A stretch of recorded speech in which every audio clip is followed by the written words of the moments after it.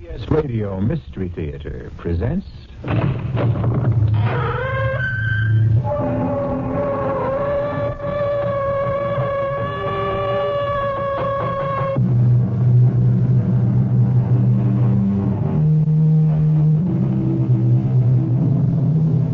in. Welcome. I'm E.G. Marshall. Welcome to a world we all inhabit too little. The world of imagination. Our own. Yours and mine. Have you ever wondered what it's like to be a ghost? Well, one of this earth's greatest writers did, Oscar Wilde.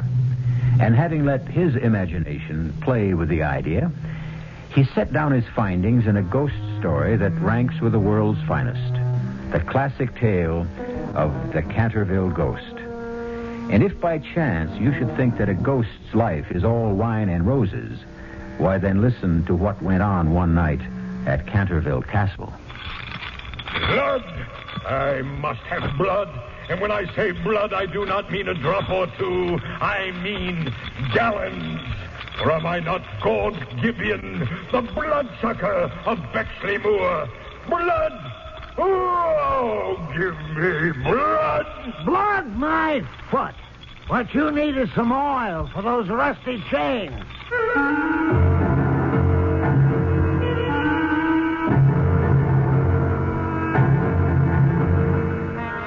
Our mystery drama, The Canterville Ghost, was especially adapted from the Oscar Wilde classic for the Mystery Theater by George Lowther and stars Arnold Moss.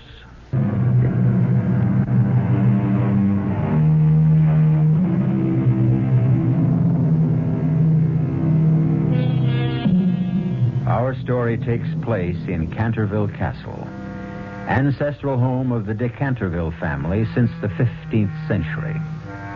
You immediately assume, I have no doubt, that the castle is in England. Well, it isn't. It was, but it isn't anymore. For you see, that well-known multimillionaire Hiram Otis had it dismantled, stone by stone, transported to the United States, and re-erected, stone by stone, on his own estate in the Midwest. So it is that one fine afternoon, we find him, Hiram, and his wife Martha, and his lovely daughter Virginia, and Geoffrey de Canterville, her fiancé, in the newly restored library of the newly erected castle of the Cantervilles. Well, Mr. Otis, I hope you're satisfied with the job I've done. Canterville Castle re-erected, lock, stock, and barrel, even to the ancestral gardens which surround it. Well, the castle's okay, but I don't know about the gardens.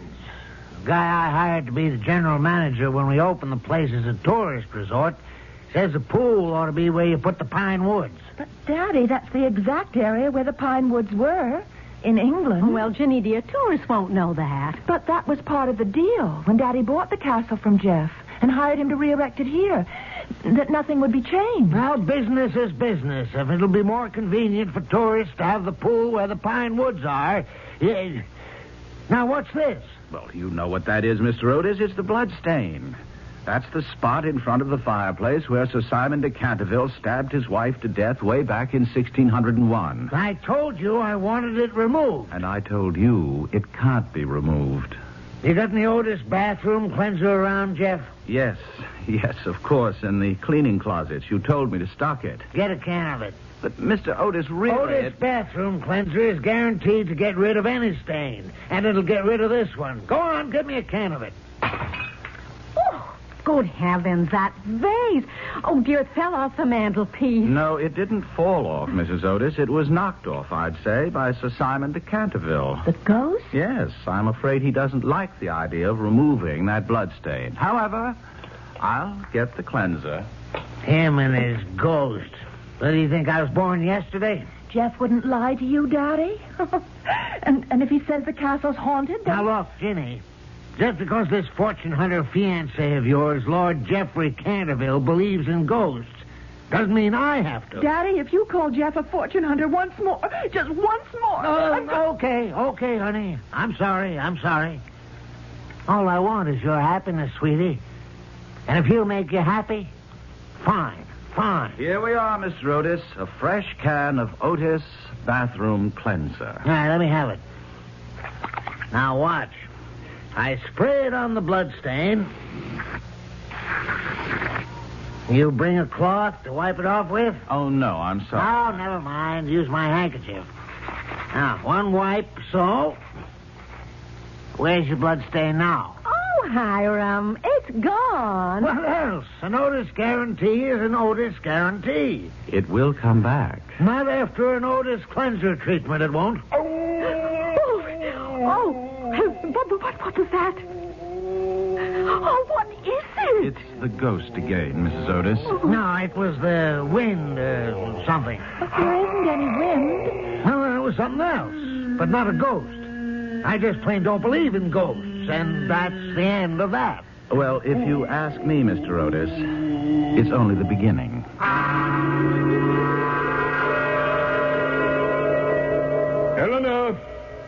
Eleanor! Oh, blast the woman, where is she? Here, Simon, dear. Here I am. Get the paint bucket. We have to repaint the stain. Again? I promise you, however often Mr. Hiram Otis erases my bloodstain. My bloodstain, dear. Oh, all right, yours. But you wouldn't have had it if it hadn't been for me. You do forgive me. Oh, my dear, I have forgiven you at least once every 100 years since it happened. I should not be here otherwise. And the least I can do is to see that your stay here remains peaceful by giving that barbarous American his comeuppance. Fear not, my dearest love. It is Sir Simon de Canterville, me, against Mr. Hiram Otis, him. And I truly believe there's little doubt as to the outcome of the battle.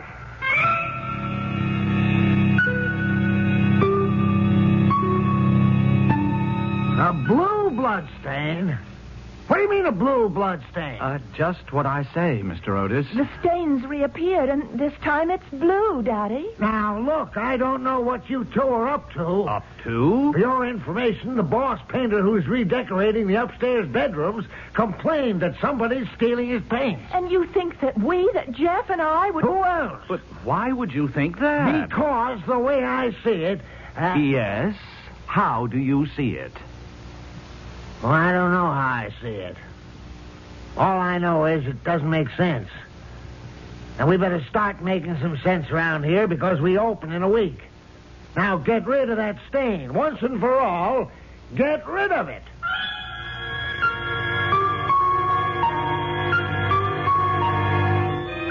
Do you realize that I have repainted that bloodstain by the fireplace 4 separate times, and each time that meddling American has had it removed? I should think you'd want to forget it. After all, it's a reminder of why you are doomed to haunt Canterville Castle. Oh, dear, and I with you. But you are not. You can leave any time you wish, Eleanor. Oh, Simon, not without you. Oh, my dear. Was ever man so loved by woman as I by you? Or I by you. And yes, I killed you. Because you loved me. Well, however you put it, I condemned us both to eternal misery. Well, it shall be misery in peace. For nearly 400 years I've haunted Canterville Castle without hindrance. Yet what that vile upstart has put us through in the past 3 years, tearing down the castle around our heads, building it up again around our heads, and the noise, the noise. And now he means to turn it, my castle, into what they call a tourist attraction. Never! My dearest, what can you do? That beastly American must be driven out. And his family with him. I know. Let me see what I have in the way of grisly costumes. Yes. I think this should do the trick quite neatly. Which is it? Gaunt Gibeon, the bloodsucker of Bexley Moor. Oh, that's smashing.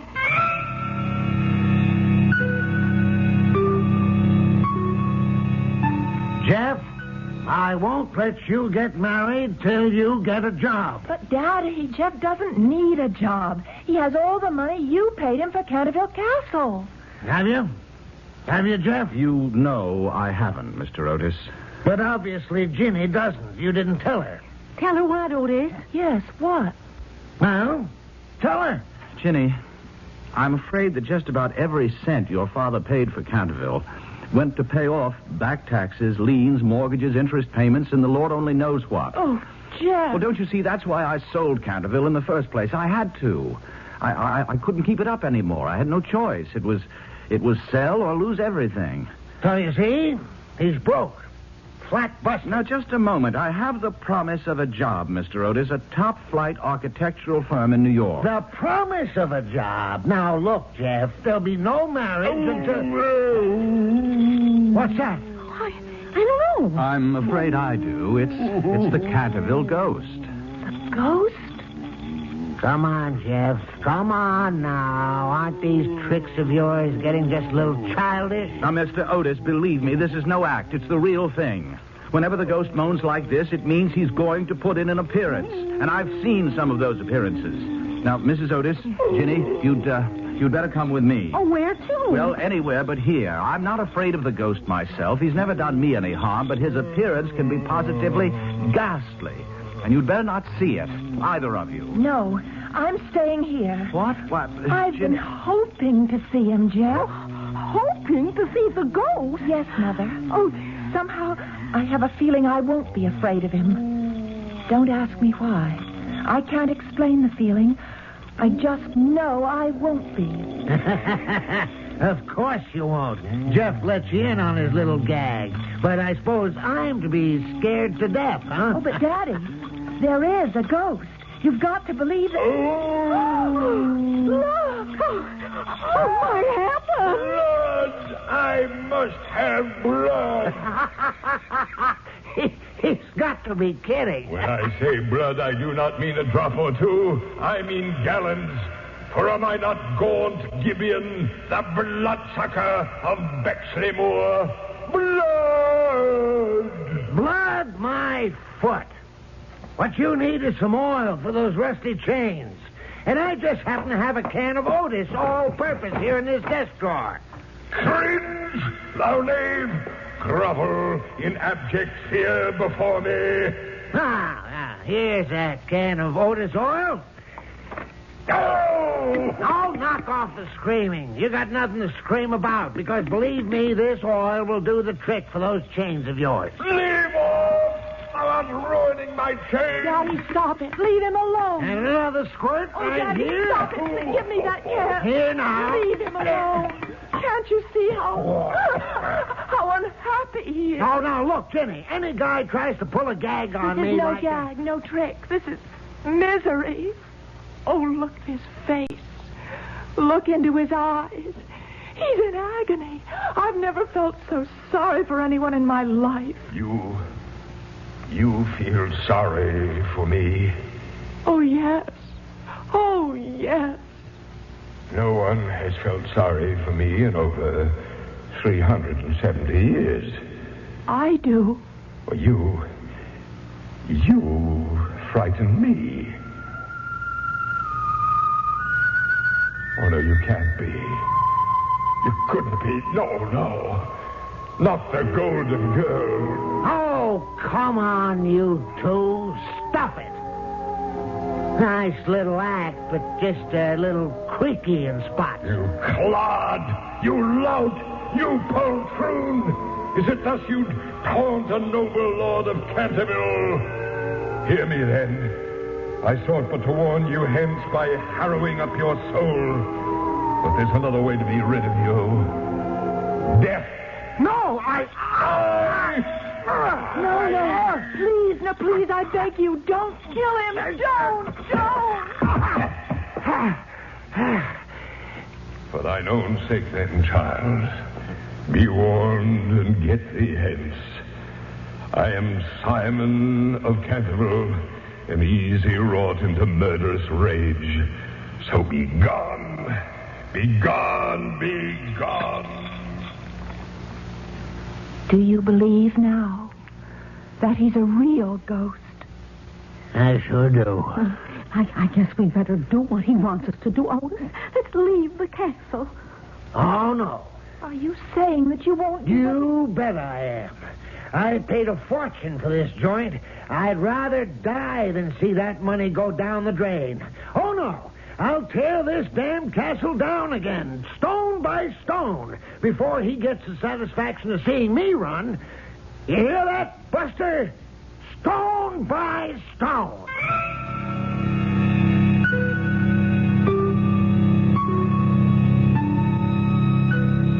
It certainly appears that for once, for the first time in nearly 400 years, the ghost of Sir Simon de Canterville has met his match. What happens, you may ask, when ancient English ghost meets eyeball to eyeball with modern American business tycoon? We'll learn more when I return shortly with Act 2.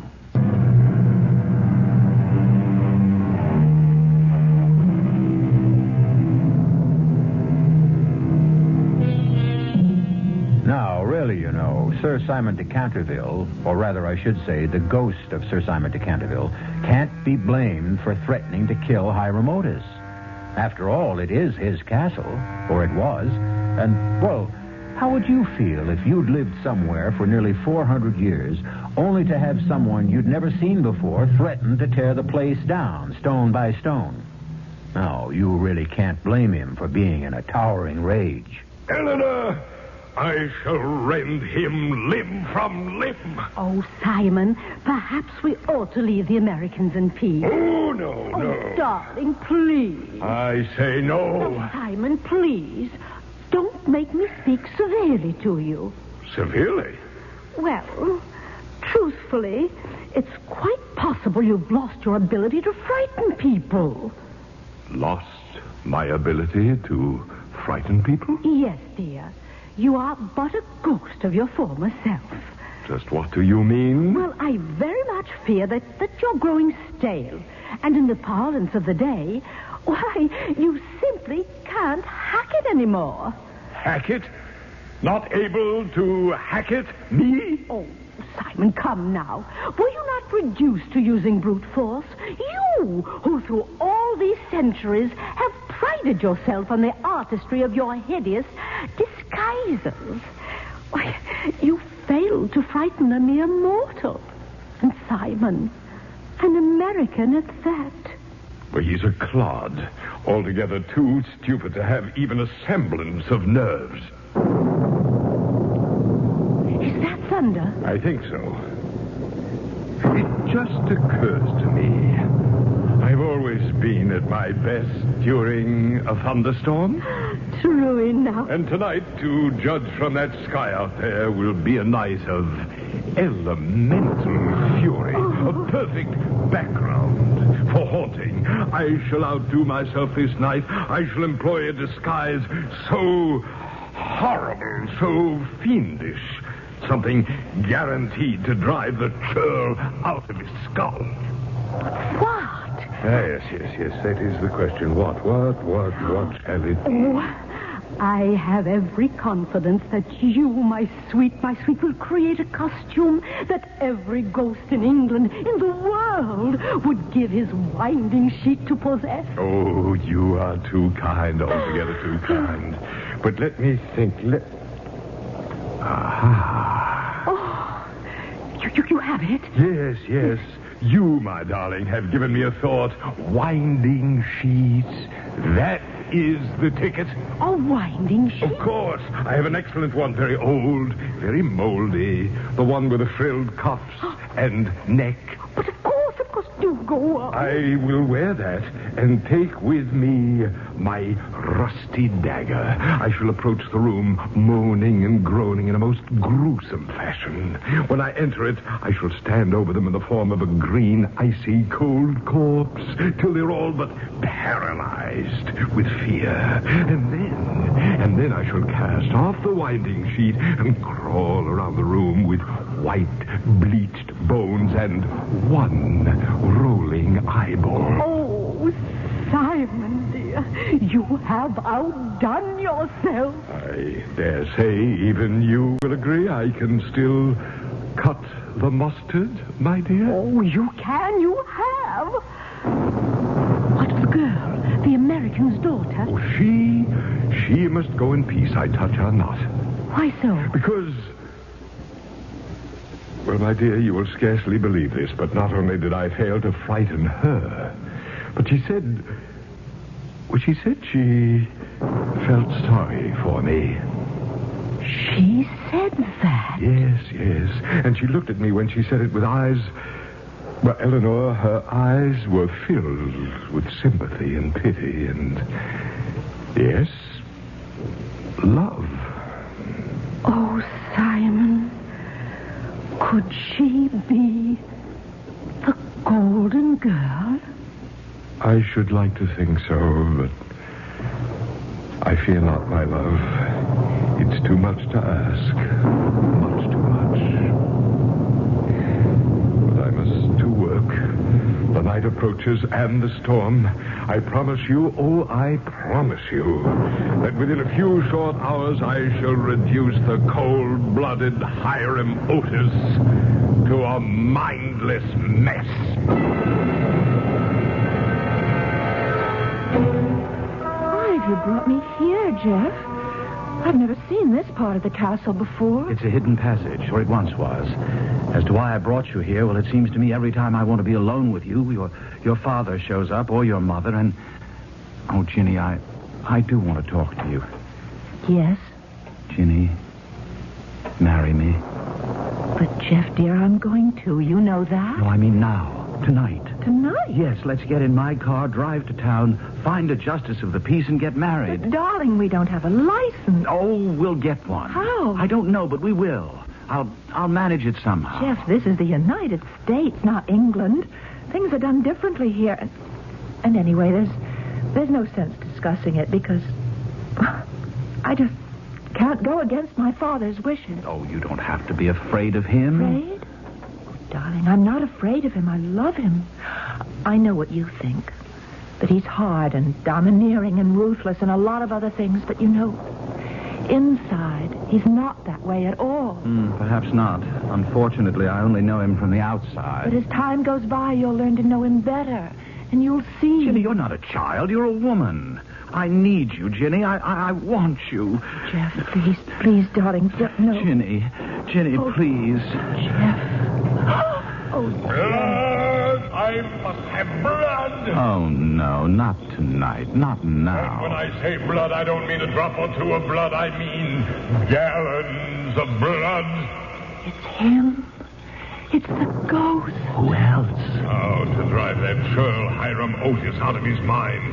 Oh, misery. Oh, agony. Oh. He went right by us. He never saw us. Yes, I know. Now let's follow him and see what he's up to. Oh, horror, hideous horror. Hark ye to the horrifying moans of the vampire monk.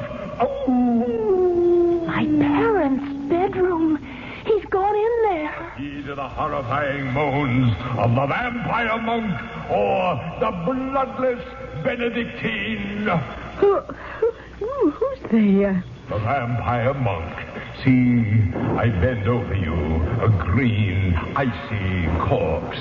Watch as I crawl around the room with white bleached bones and one rolling eyeball. Oh, what are you doing on the floor? Huh? Oh, why, you're the ghost, aren't you? Well, please now, could you be just a bit more quiet? My husband has had a very tiring day, and he needs a sleep. And you're certainly going to wake him up sooner or later with all that moaning and groaning. Well, I am a ghost.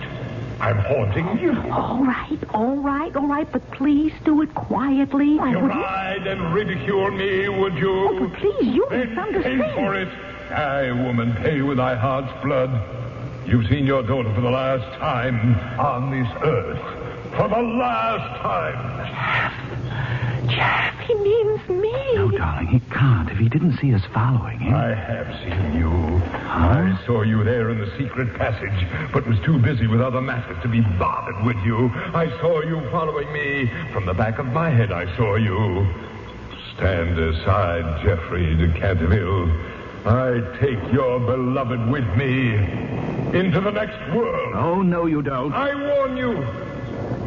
You're a Canterville, and I would do you no harm. But stand in my way, and I will place on you, as I already have on them, the Canterville curse. No. Oh, no. Oh, yes. Stand aside, I say. Stand aside. Wait. Yes? If you wish to take me into the next world, all right, go ahead. But leave Geoffrey alone. Leave my parents alone. Don't harm them. You would give your life for them? Oh, Ginny. Geoffrey. She's gone, vanished. Yes. What does it mean? Oh, good Lord, what does it mean? What? What does what mean? What's going on here? Hiram, that ghost, he's taken Ginny. He's taken her with him into the next world. Oh, come on now. It's the truth. In heaven's name, Mr. Otis, wake up to the truth. The ghost of Simon de Canterville has taken Ginny out of this world and into his own. And you'll never see her again. And I'll never see her again. What the devil are you talking about? It's the curse of the Cantervilles. The ghost placed the curse on you tonight. Oh, what lies ahead for you, Mr. Otis? Yeah? What does lie ahead for me? I can't even begin to tell you. And even if I could, I wouldn't dare.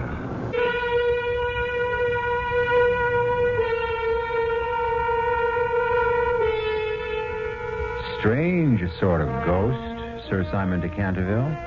At one moment, he's almost gentle, tender, and the next, in a towering rage. He acts almost like us humans, doesn't he? And like us humans, he may have jumped from the frying pan into the fire in abducting Virginia Otis. We'll find out shortly when I return with Act 3.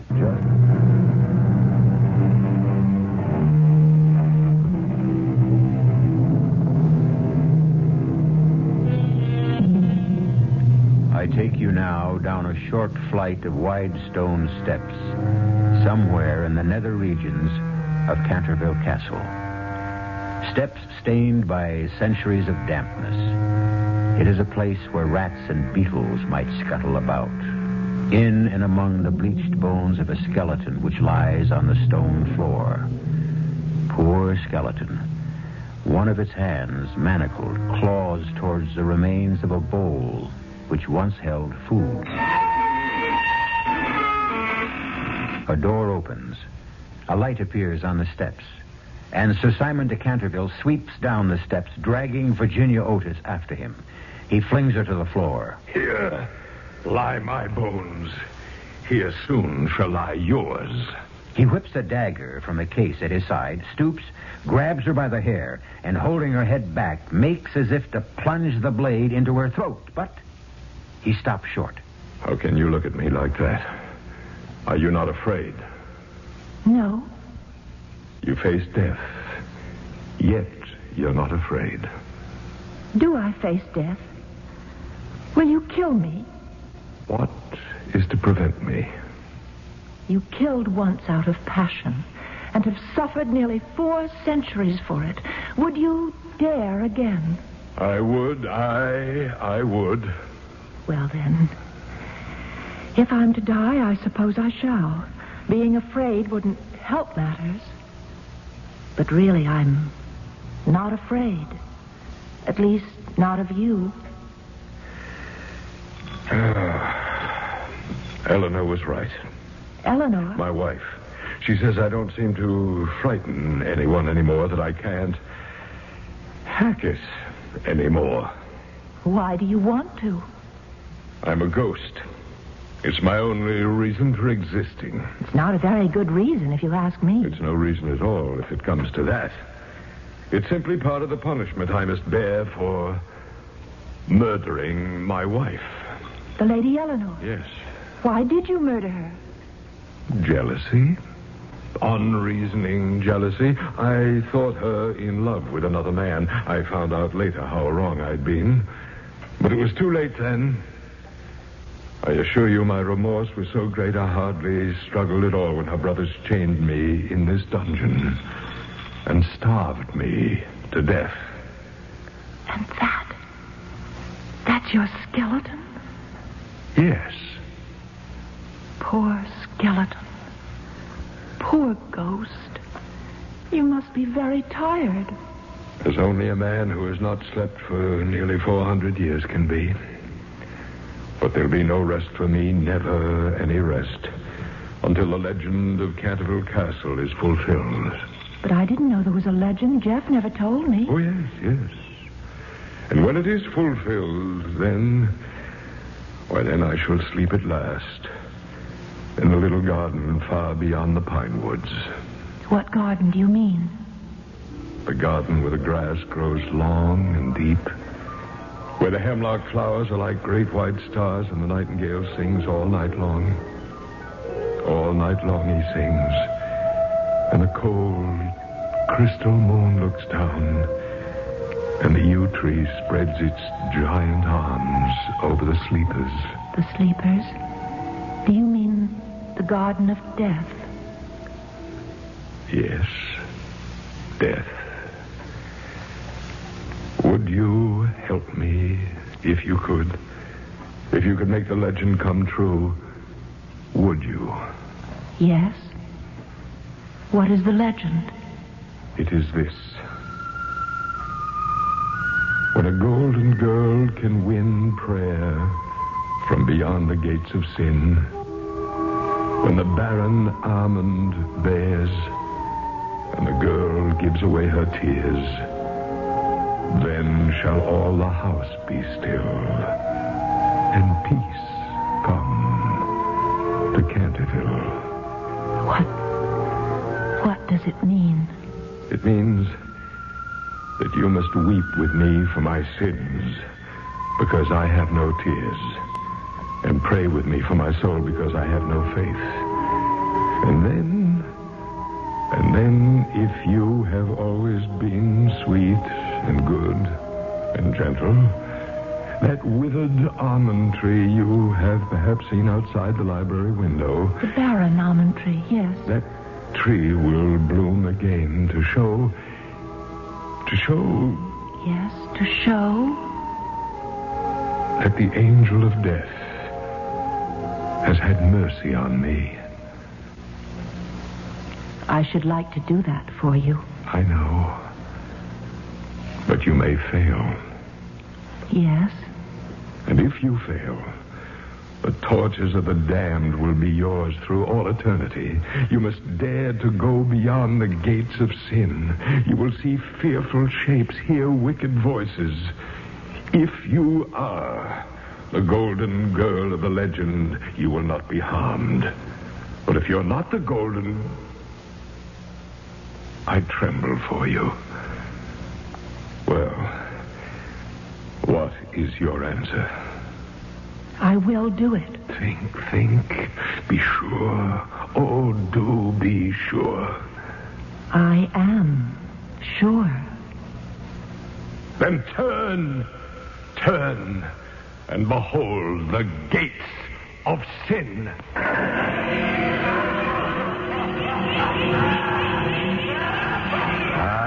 You shrink back. You are afraid. The shrieks, the laughter. Worse lies beyond the gates.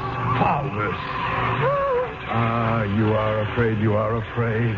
And I am doomed. No. You will go for me. You will go beyond the gates of sin. For you, or any other soul. And give me your hand. Let me kiss it. Be as cold as I.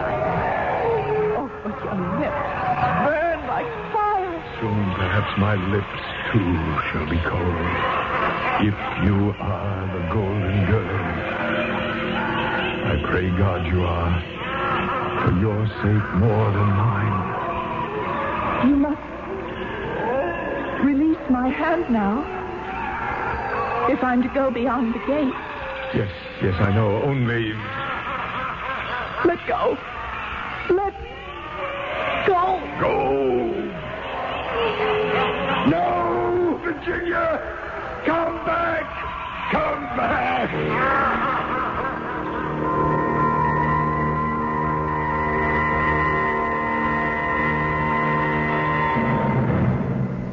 Mr. Otis, there's nothing that can be done. Virginia's gone. Forever. Hiram, it's all your fault. If we hadn't ridiculed the ghost, if we had just taken him seriously, all this would have been avoided. I got to admit you're right, Martha. But that doesn't help matters. All I want now is to get Ginny back. Safe and sound.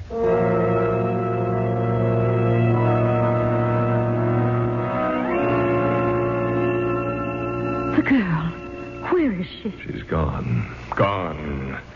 I've been a fool. I thought she might be the golden girl, the girl of the legend, and I let her go beyond the gates of sin. Oh, no.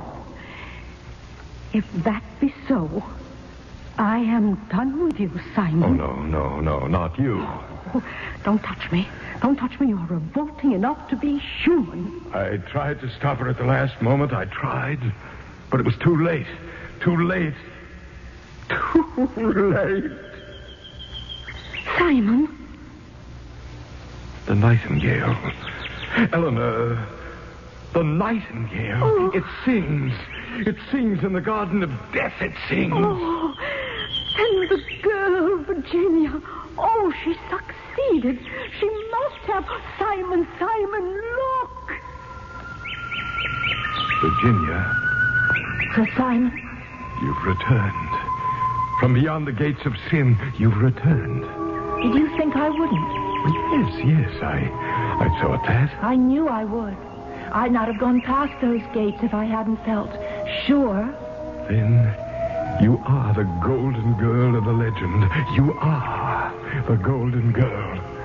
Are you saved now? Oh, yes, child, yes. I'm saved. After all these centuries, released. And you're the one who did it. Eleanor, she is the one. What can I do to thank her? What? What? Oh, Simon, restore her to her own world. What else, dear?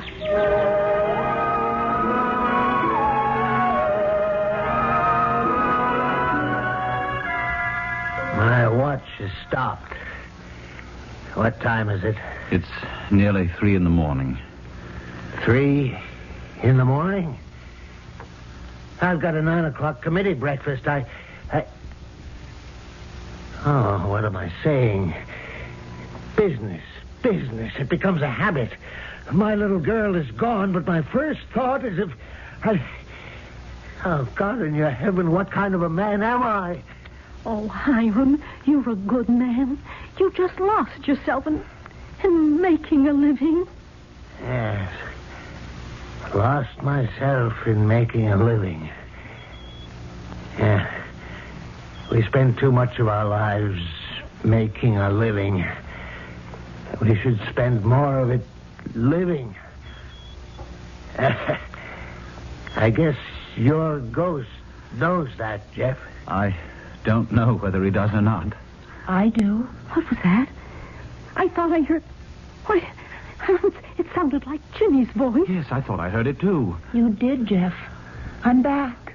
I'm here. Ginny! Oh, my God. Ginny! Oh, it's Ginny. Oh, my baby. My baby. Where have you been? What happened to you? No, Please, don't ask darling. me. Don't ask me that ever Yes, again. but Ginny... Daddy, I love you, but please don't, not ever, try to tell me what to do with my life, my soul, again.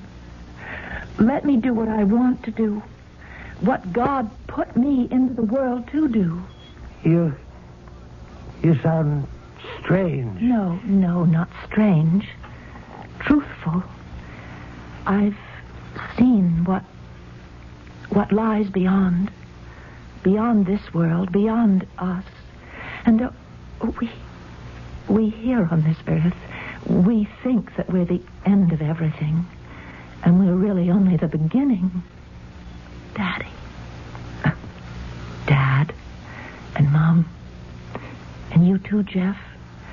There's so much out there that we don't understand. So much. Ginny, what did you see? What's that? Not a bird at this hour of the morning. It's a nightingale, Mother. And Come to the window. I'm sure we'll see what I expect to see. Yes. There. Look. At what, Ginny? At what? The storm is over now. And the moon, a great white moon, sheds its light over the gardens. Look. The almond tree. The barren almond tree. Why, it's blossomed. I can see the flowers in the moonlight. And that tree, it's part of the legend. For centuries it hasn't bloomed, and legend said it never would until peace came to Canterville. And peace has come. Far away, beyond the pine wood, there is a little garden. There the grass grows long and deep. There the hemlock flowers are like great white stars. And the nightingale sings all night long. All night long he sings. And the cold crystal moon looks down. And the yew tree spreads its giant arms over the sleepers. Jeffrey? Yes, Ginny? He's at peace, Jeffrey. The Canterville ghost is finally at peace.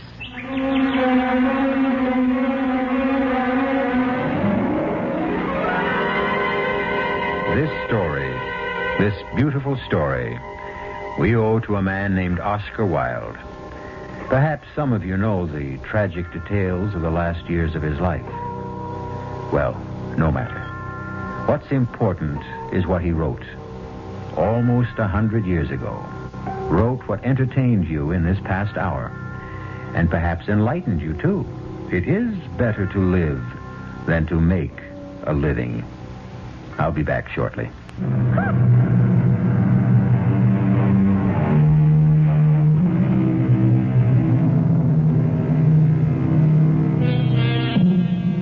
Oscar Wilde is buried in Père Lachaise Cemetery, just outside Paris. I visited his tomb. A tomb over which a sad angel with drooping wings weeps. And yes, I bowed my head. Not so much in homage to the man as to the spirit within him. The spirit within all of us. Our own private, very private Canterville ghost. Our cast included Arnold Moss, Marion Seldes, Mildred Clinton, William Redfield, and Robert Dryden. The entire production was under the direction of Himan Brown. The answer's still the same. No dog, no baby. Just be happy with these dumb plants. They're bad enough. Taking out the whole bloody windows. I hate you. Yeah, look, I'll let you keep them. I hate you. I wish you were dead. What did you say? I said I hate you. I wish you were dead. Did you really say... Hey, what? Hey, what's this? The bloody plants are on my neck. Hey, Barbara, they're all around me. They're choking me. I can't get them off. Hey, Barbara, they're too strong. Barbara, don't stand there. Get them off. No.